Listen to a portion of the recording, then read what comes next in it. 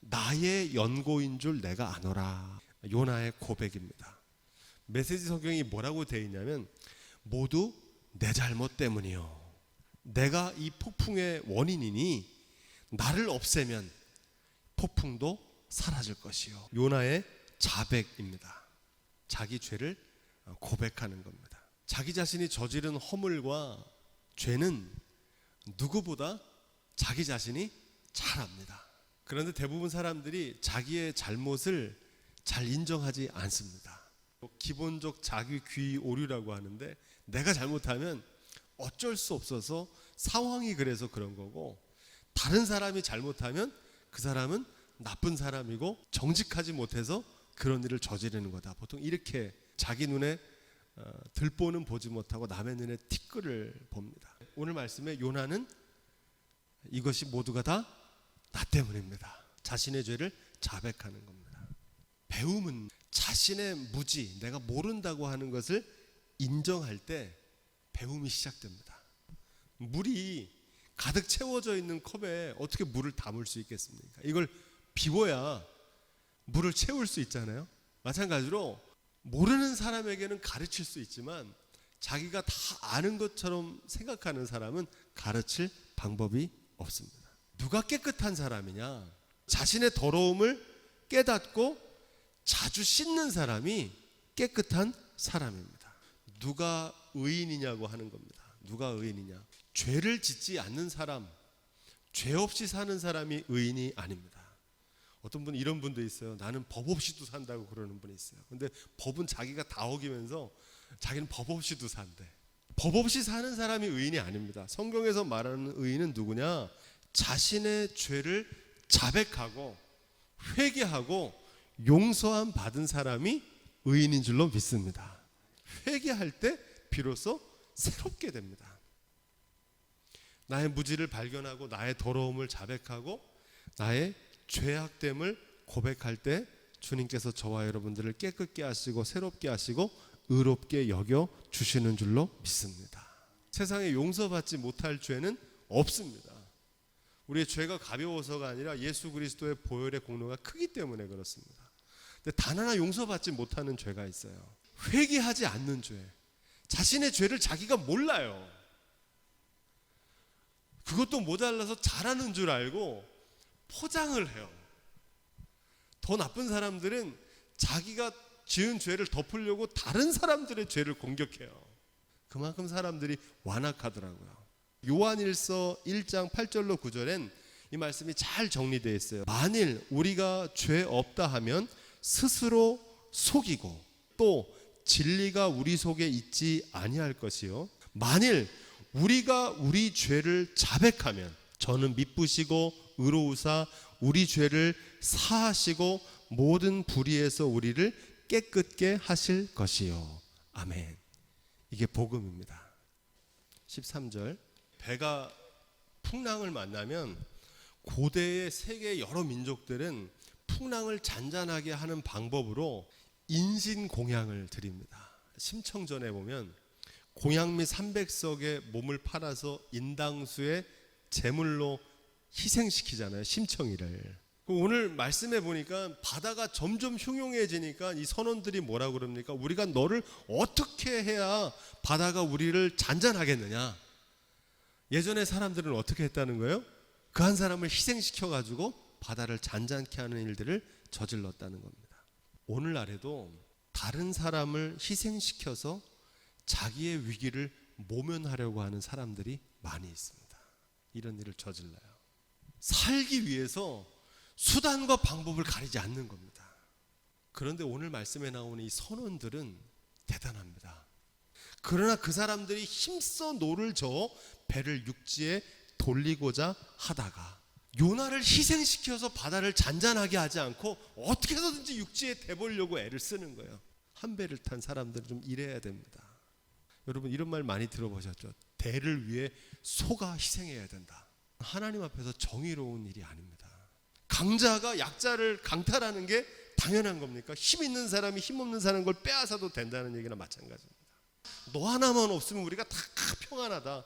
그래서 그 한 사람을 희생양 삼아서 우리가 평안해지려고 하는 일들을 많이 저지른다는 겁니다. 이건 불의한 일입니다. 재앙이 찾아오면 전에도 말씀드렸지만 자꾸 사람들이 남의 탓을 합니다. 어려운 일이 찾아오면 이게 누구 때문이다. 이게 쉬운 해결책이지만 올바른 해결책이 아닙니다. 오늘 말씀에 나오는 이방인 선원들은 어떻게 해서든지 이 배 한 배를 탄 사람들을 살려보려고 헤쳐나가려고 애를 씁니다. 자, 그런 맥락에서 14절 말씀, 이 말씀을 메시지 성경에는 이렇게 기록되어 있습니다. 그러자 그들은 하나님께 기도했다. 오직 이자가 살아온 삶 때문에 우리를 죽이지 말아 주십시오. 이자를 죽인다고 해서 우리를 벌하지 말아 주십시오. 주는 하나님이시니이다. 그러면서 뭐라고 얘기하냐면 이 기도가 중요합니다. 주의 뜻대로 행하시니이다 이렇게 말합니다. 이걸 메시지 성경에 뭐라고 번역하냐면 주께서 가장 좋게 여기시는 대로 행해 주십시오 이렇게 기도하는 겁니다. 예수님께서 겟세마네 동산에서 십자가 지시기 전에 뭐라고 기도하십니까? 나의 원대로 마옵시고 아버지의 뜻대로 되기를 원하나이다 그러잖아요. 진정한 기도는요, 내 뜻을 요구하고 관철하는 것이 아니고 내 뜻을 내려놓고 하나님 아버지의 뜻대로 되기를 구하는 주님의 뜻을 이루어 주옵소서. 이 기도가 우리가 드려야 될 온전한 기도인 줄로 믿습니다. 이런 기도를 드려야 돼요. 아버지의 뜻대로 되기를 원하나이다. 그런데 지금 이 기도를 누가 드리고 있는 겁니까? 이방인 선원들이. 뭐를 구하는 겁니까? 주의 뜻대로, 내 주여 뜻대로 행하시옵소서. 주님의 뜻을 구하는 겁니다. 하나님께. 하나님의 뜻을 저버린 하나님의 사람 요나는 하나님의 뜻은 니느웨로 가는 건데 그 뜻대로 하지 않고 자기 뜻대로, 자기 멋대로 다시스로 가잖아요. 그런데 이 풍랑을 만난 선원들은 이방인들인데 누구의 뜻을 구해요? 주님의 뜻을 구하는 거예요. 대조적입니다. 비교하고 있는 겁니다. 뭘 비교합니까? 하나님을 경외한다고 말하면서 하나님을 경외하지 않는 유대인. 나는 하나님 경외하는 사람이고 나는 히브리 사람입니다. 예언자 요나는 자기 뜻대로, 하나님의 뜻대로 순종하지 않고 자기 뜻대로 사는데, 이 이방인 선원들은 하나님도 모르는 사람들이었는데 주님의 뜻을 구하고 있습니다. 하나님을 알지 못하는 이방인이지만 하나님을 두려워하고 경외하고 있는 이방인을 비교해서 보여주고 있는 겁니다. 한마디로 이방인만도 못한 유대인, 선원들만도 못한 선지자, 불신자만도 못한 신앙인들을 대조해서 보여주고 있는 겁니다. 이방인이 난 거예요. 그 바다에서 고기 잡는 사람들이 하나님을 더 경외해. 선지자보다. 스스로 믿음 좋다고 자부하면서 하나님의 뜻대로 준행하지는 않는 겁니다. 신앙의 직분도 가지고 있고 스스로 믿음이 좋다고 그래요. 뭐 의인이라고 그러고 말로는 그러는데 위기의 순간에서는, 풍랑이 있는 바다에서는 이방인만도 믿음이 없는 거예요. 자기 멋대로 상황 따라 형편 따라 살아가는 신앙인들에게 각성을 촉구하고 있는 겁니다. 야, 저 선원들 좀 봐라. 요나야. 어떻게 이방인 선원만도 못해서 어떡하겠냐. 15절 말씀, 메시지 성경에 이렇게 되어 있습니다. 그들은 요나를 들어 배 밖으로 던졌다. 그러자 즉시 바다가 잠잠해졌다. 선원들은 큰 충격을 받았다. 그들은 바다에 대한 두려움 대신 하나님을 향한 경외심에 사로잡혔다. 바다가 잔잔해지는 것을 보고 이들이 바다를 두려워하는 두려움 대신 하나님을 향한 경외심에 사로잡혔다 이렇게 얘기합니다. 믿음을 갖게 된 거야. 야, 정말 하나님이 살아계신 하나님이구나. 그러면서 그들은 하나님께 경배했고, 경배한다는 말은 예배한다는 거거든요. 우리가 교회 안에서 찬송 부르고 기도하고 이렇게 예배 드리는 것만 예배가 아니라 하나님을 경배하고 경외하는 것이 하나님께 드려지는 예배입니다. 제물을 바치고 서약을 했다. 어떤 서약을 했을까요?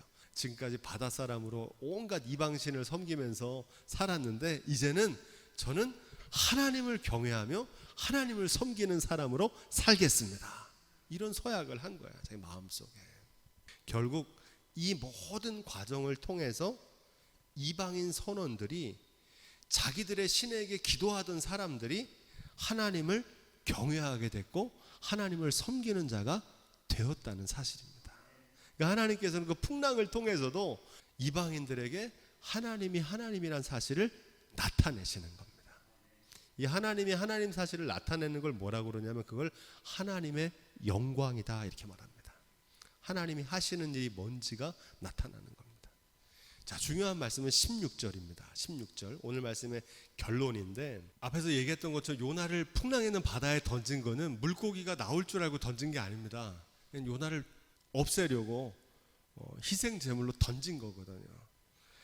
그런데 하나님께서 요나를 위해서 예비된 큰 물고기를 준비하셨다는 겁니다. 미리 예비해 두신 겁니다. 이 미리 예비하신 하나님을 뭐라고 그럽니까? 창세기에서 우리가 배웠죠? 여호와 이레의 하나님. 아브라함이 이삭을 말씀에 순종해서 바치려고 할 때 천사가 멈추라 그럽니다. 양의 뿔이 가지에 걸려가지고 제물이 준비되어 있는 거예요. 하나님께서 미리 예비해 놓으신 거예요. 그러니까 하나님의 목적은 요나를 죽이는 게 아니에요. 풍랑을 일으켜가지고 배를 침몰시키는 게 아니에요. 하나님께서는 여호와 이레로 미리 예비해 두셨습니다.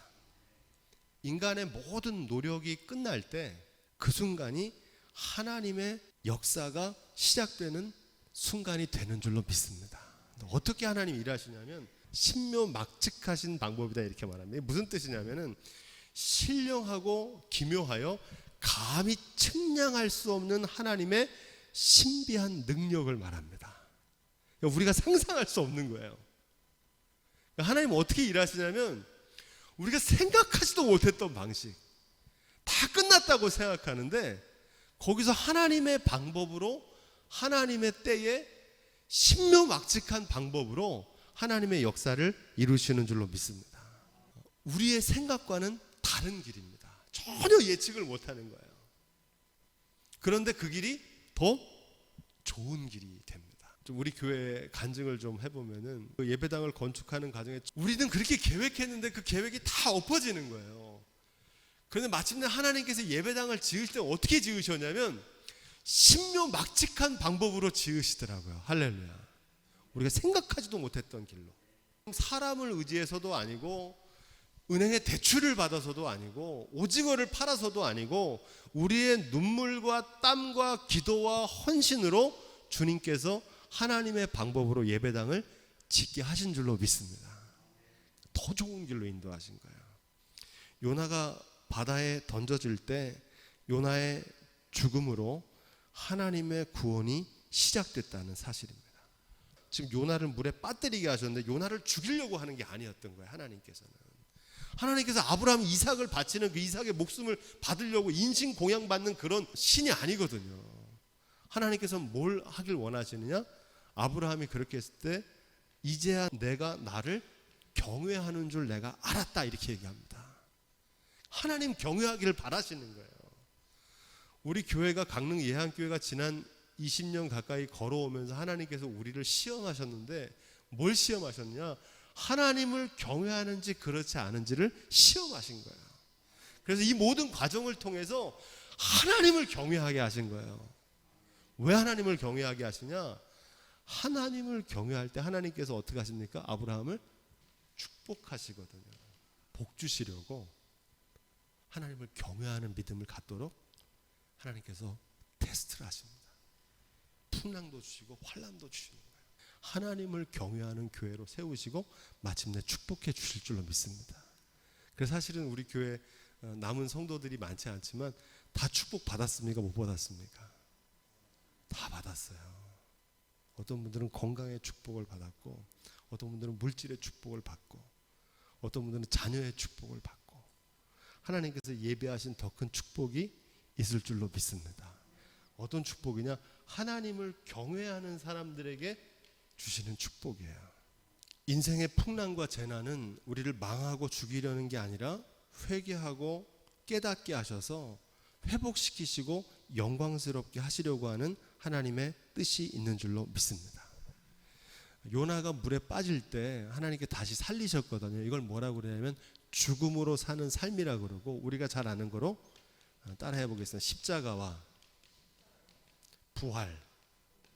우리가 교회에서 신앙을 갖는다, 믿음이 있다고 하는데 뭘 믿는 거냐면 십자가와 부활을 믿는 겁니다. 십자가와 부활. 이 십자가는 뭡니까? 희생이에요. 죽는 거예요. 죽음. 그런데 죽음으로 끝나지 않고 하나님께서 요나를 물고기를 보내서 어떻게 하셨어요? 다시 살리셨잖아요. 하나님의 구원을 이루신 겁니다. 그 하나님께서 살리시는 거를 뭐라고 그러냐? 그거를 부활이라고 합니다. 승리. 한 알의 밀알이 땅에 떨어져 죽으면 한 알 그대로 있지 않고 많은 열매를 맺게 하시는 하나님의 십자가와 부활의 복음입니다. 누가복음 11장 30절에 요나가 니느웨 사람들에게 표적이 됨과 같이 인자도 이 세대에 그러하리라. 예수님께서 이렇게 말씀하시잖아요. 요나가 니느웨 사람들에게 표적이 됐다는 거면 3일 동안 3일 3야 동안 요나가 물고기 뱃속에 있다가 살아나옵니다. 니느웨에 가서 복음을 전합니다. 그렇죠? 3일 만에 다시 살아나가지고, 그것처럼 예수님께서 십자가에서 죽으시고 제3일에 부활하셔서 하나님의 영광을 나타내셔서 요나의 표적과 같은 표적을 보여주실 거라는 겁니다. 요나가 3일 3야를 물고기 배에 있었다고 하는 것은 예수님께서 십자가에서 죽으시고 3일 동안 무덤에 장사되어 지내시다가 제3일에 하나님의 능력으로 부활하시고 승리하게 하시고 영광스럽게 하신 것을 예표하고 있다는 겁니다.